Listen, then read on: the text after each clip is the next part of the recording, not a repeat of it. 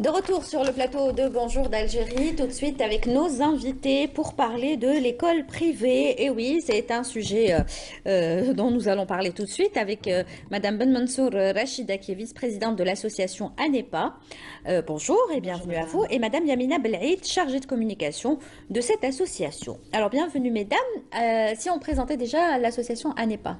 Oui, alors tout d'abord, Salam Dankom pour tous nos spectateurs, toute l'équipe. Alors l'association ANEPA existe maintenant depuis plus de 6 ans et nous sommes un regroupement d'écoles privées agréées sur le territoire national et nous avons pour principaux objectifs de faire entendre notre voix auprès du ministère, mais surtout de viser l'épanouissement et la bonne prise en charge pédagogique de tous les enfants algériens sur le territoire. Donc c'est une association à caractère national qui est reconnu par le ministère de l'Éducation et le ministère de l'Intérieur et qui est active à travers les antennes régionales, à travers les régions et surtout bien sûr sur Alger puisque c'est là que sont concentrés le plus grand nombre d'écoles privées. Il y en a combien des écoles privées?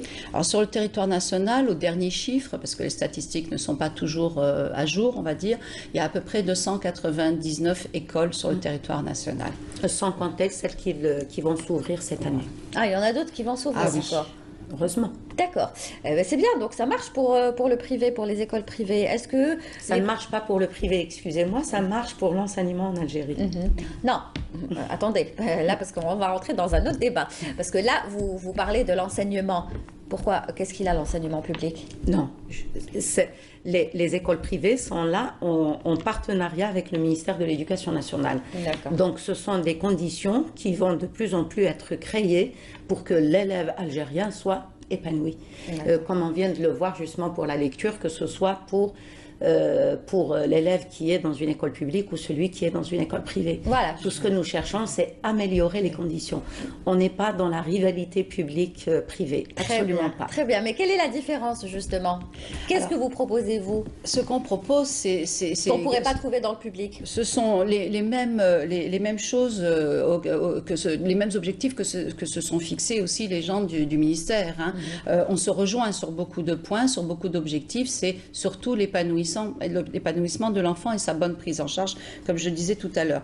Donc ça passe par de nouvelles pratiques pédagogiques, ça passe par la formation améliorée et continue des enseignants, ça passe par, comme ce que fait aussi le ministère, d'améliorer les conditions d'accueil des enfants par une mise en place, par exemple, d'horaires particuliers dans le sud, par l'amélioration des conditions d'accueil dans des bâtiments scolaires adéquats, par la création d'activités culturelles, sportives et artistique pour les enfants. Il n'y a pas que le contenu, les savoirs qui doivent être transmis, mais aussi le bien-être de l'enfant qui est visé. On se rejoint tout à fait, sauf que peut-être, nous, on faisait ça avant. Voilà.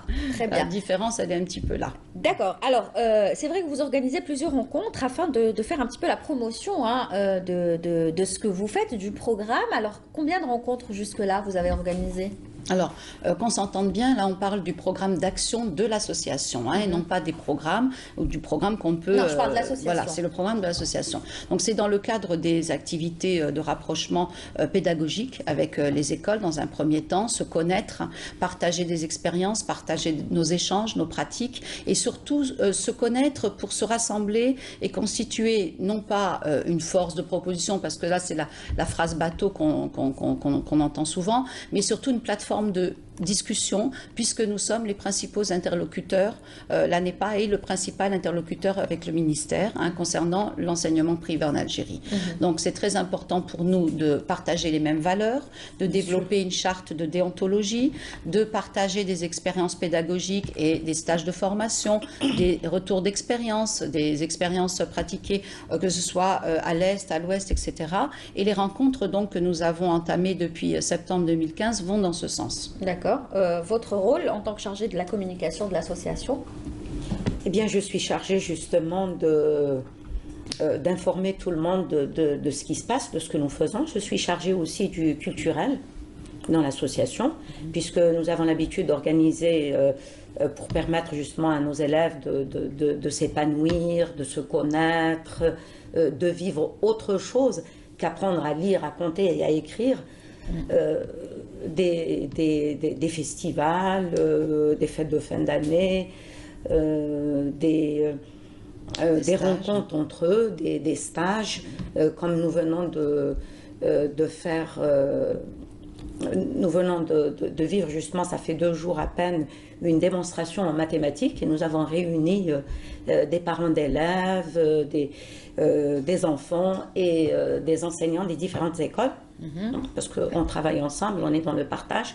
Donc nous avons essayé de montrer tout cela et pourquoi pas d'essayer d'appliquer pour pouvoir justement améliorer le niveau de nos élèves en ce qui concerne les matières scientifiques et en particulier les mathématiques. D'accord. Quand on dit école, c'est-à-dire que ça va du primaire jusqu'au secondaire? Même la maternelle est incluse. Même la maternelle. Alors, nous avons le préscolaire surtout, à partir de la grande section, l'âge de scolarité, on va dire à partir de 5 ans, mais aussi les maternelles font partie de ce programme puisque beaucoup de maternelles nous rejoignent et cherchent à comprendre comment nous fonctionnons, sur quel programme nous travaillons, puisque là, il y a quand même assez de diversité au niveau de la petite enfance.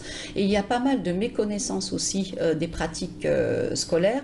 Donc, ces échanges avec les écoles, même à l'intérieur du pays, sont favorables, sont positives. Alors, il y a des écoles qui nous appellent pour adhérer, il y a des écoles qui souhaitent avoir des renseignements sur la manière de procéder pour une ouverture. Et donc, on sert un petit peu de relais, si vous voulez. Nous ne sommes pas un syndicat, hein, nous sommes une association, donc on vient...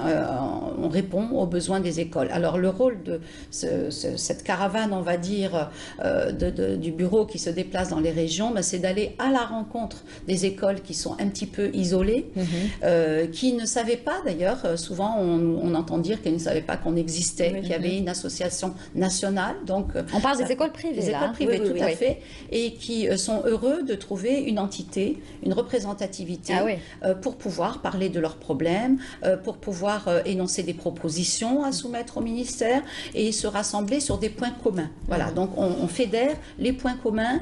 Il y a toujours des petites divergences, il y a toujours des petites différences et c'est tant mieux parce que les écoles n'ont pas toutes le même profil et c'est ça justement qui fait la richesse de l'enseignement dans le privé, cette diversité qu'on peut trouver dans les écoles et qui vont répondre aux besoins des parents, aux attentes des parents. Voilà. Aujourd'hui, vous, en tant qu'association, est-ce que vous avez, par exemple, vous savez quelles sont les meilleures écoles, enfin, par rapport à d'autres? Vous avez un classement? Nous nous défendons. Nous nous défendons de faire ce classement. Non. Ce n'est pas notre rôle du tout. Et loin de là, on serait contraire au code de déontologie que nous avons créé il y a plus de 10 ans. Si je vous pose cette question, vous allez comprendre pourquoi. Par exemple, je suis parent d'élèves, d'enfants. Je voudrais inscrire mes enfants dans une école privée. Et je ne sais pas si celle-ci est meilleure que l'autre ou je voudrais ce qu'il y a de mieux pour mon enfant. Donc, ce que je vais faire, c'est d'aller vers l'association pour que celle-ci peut-être puisse me conseiller, m'orienter. Non, ce n'est pas l'objectif de l'association. Voilà. Le parent d'élève doit se déplacer pour essayer de voir, de connaître les programmes, de connaître l'ambiance, les lieux, l'ambiance, toute la vie scolaire et le climat qu'il y a dans ces écoles-là. Nous ne pouvons pas jouer le rôle du ministère de l'Éducation nationale, absolument pas. Nous n'avons pas à nous classer sur quels critères qui sommes-nous. Au contraire, c'est toute la démarche inverse que nous avons, qui est une démarche de partage et de solidarité. Et au contraire, aider les écoles justement qui démarrent ou qui n'arrivent pas à se... disons, à travailler comme elles voudraient. Donc, comment vous nous sommes là. De quelle manière? Eh bien, nous formons les enseignants. Voilà. Nous déplaçons. Les plus anciennes, ou bien on se déplace pour donner un petit conseil par-ci, un petit conseil par-là, pour dire, moi je vois les choses autrement. Vous avez travaillé dans le domaine de l'éducation? Nous sommes toutes enseignantes. D'accord, voilà, mais c'est ça, c'est important de le dire aussi. J'ai 27 ans d'enseignement C'est important de le dire parce que quand vous dites nous nous déplaçons et nous donnons des conseils, ça veut dire que vous avez travaillé dans le domaine de l'éducation. Tout à fait. Ah oui, c'est vraiment des conseils amicaux, comment on voit les choses, comment tu devrais organiser les choses, et puis voilà. Puis on partage aussi parfois même nos emplois du temps, notre petite expérience, nos documents, et puis voilà. Parmi les actions pédagogiques et formatrices de l'ANEPA, il y a des stages qui sont prévus également pour les chefs d'établissement débutants, parce que tous ne sont pas issus justement de l'éducation, c'est très varié. Hein. Il y a des stages pour les adjoints d'éducation, pour les secrétaires de direction, pour tous ceux qui, de près ou de loin, se rapprochent de l'enfant. Voilà, le but c'est ça, c'est de partager ces expériences, de les inviter lorsqu'il y a des séminaires. Dernièrement, il y a eu un séminaire organisé par un des membres de l'ANEPA dans une école privée pour l'autisme, la prise en charge des enfants handicapés et également tout ce qui concerne les dysfonctionnements, donc la dyslexie, la dyscalculie, dysgraphie, etc.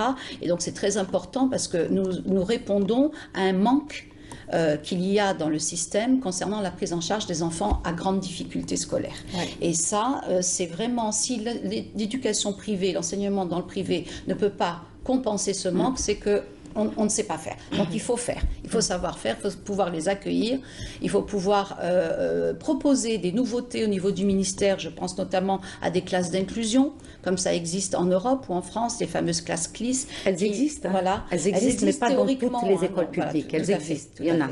Alors par contre, il y a un manque de formation, parce qu'il faut former des auxiliaires de vie. Oui, les auxiliaires de vie, qui on y revient toujours à ces auxiliaires de vie qui sont un manque, flagrant ici. Donc, le fait de partager toutes ces valeurs avec des écoles qui sont éparpillées sur le territoire fait qu'on améliore les objectifs de l'enseignement privé en Algérie.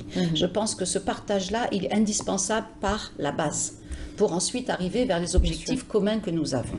Voilà. Et quels sont ces objectifs? La bonne prise en charge de l'enfant algérien, une meilleure prise en charge que ce qui se fait déjà, avec tous les efforts qui sont consentis par la tutelle. Non, mais aujourd'hui, on voit déjà beaucoup de parents aller vers les écoles privées, donc ça veut dire qu'ils font de plus en plus confiance à ces écoles et ils optent pour ces écoles. Oui, même s'il faut payer le prix. Tout à l'heure, ils peuvent se renseigner auprès du ministère, auprès des académies. Nous sommes toujours en train de travailler avec les académies, avec les différentes directions académiques. D'accord. Voilà. Un petit peu moins d'ailleurs pour les collègues qui sont à l'intérieur du pays et qui rencontrent aussi cette difficulté de communication. Sur Alger, nous avons la chance d'être très proches de nos académies. Est-ce que vous avez justement des antennes au niveau des autres wilayas? Tout à fait. Alors la dernière rencontre qui a eu lieu, c'était Constantine, où nous avons rassemblé les écoles de Batna, à Naba, c'était les Aurès, et puis l'avant-dernière réunion, c'était l'Oranie à Tlemcen. Donc on avait Oran, on avait toutes les villes proches de Tlemcen et ça s'est très bien passé. Et la prochaine rencontre est prévue pour quand? Pour la rentrée prochaine, Inch'Allah. Alger. Voilà. Ce sera à Alger pour rencontrer justement les écoles d'Alger et puis voir par la suite essayer d'organiser une rencontre pour toutes les écoles d'Algérie. Et là, nous préparons, je ne sais pas si on peut l'annoncer maintenant. Je pense que c'est voilà. Donc, nous préparons justement une rencontre des assises autour d'un thème. Nous sommes en train de nous organiser pour que ce soit à peu près début octobre, fin septembre, début octobre, c'est-à-dire une fois que la rentrée scolaire soit bien établie. Donc nous organisons des assises et nous invitons tout le monde, c'est sur des sujets pédagogiques, toutes les écoles, voyez, sans exception, toutes les écoles algériennes, qu'elles soient publiques ou privées. Oui, d'ici là, vous reviendrez pour nous en parler, bien évidemment, de ces assises. Là, on va d'abord se concentrer sur les vacances, hein, les gens vont, les élèves c'est pendant ces vacances qu'on va préparer tout ça, vous allez travailler, mais les élèves, ils vont passer leurs vacances un petit peu, ils vont oublier les enfants vont se reposer. Exactement, et puis on y reviendra et vous nous en parlerez, bien sûr, dans cette émission. Bonjour d'Algérie. Qu'est-ce que je peux vous souhaiter? Une bonne réussite? Une bonne réussite au bac pour nos élèves qui doivent le repasser, madame. Voilà. Tous les élèves d'Algérie, tous les élèves d'Algérie. Méritants. Et je tiens à dire un mot quand même par rapport à ça, c'est que c'est criminel d'avoir saboté ce baccalauréat. Je tiens à le dire, je pèse mes mots, nous pesons nos mots, parce que les enfants, c'est notre avenir. Passer un baccalauréat, c'est déjà assez stressant comme ça. Donc, à ceux qui ont fait ça, ils ne sont pas du domaine et ils ne méritent pas de l'être. Voilà. Persévérance et courage à nos élèves de 3e AS. Oui, tout à fait. Qu'ils s'arment de courage et qu'ils aillent repasser leurs épreuves en toute sérénité. Nos écoles sont ouvertes pour les révisions. On s'est réorganisé par rapport à ça, donc on leur souhaite une bonne réussite. Voilà. Et je pense que, je préfère le dire en arabe, de la force. En plus, ça va se passer en plein mois de Ramadan. Donc il faut rester très positif. Merci beaucoup. Merci mesdames d'être venues. À très bientôt, Inch'Allah, et bonne continuation pour tout ce que vous faites. Bonnes vacances scolaires. Ça se voit que vous êtes du domaine de l'éducation. Vous le défendez bien, en tout cas, votre domaine. Merci beaucoup.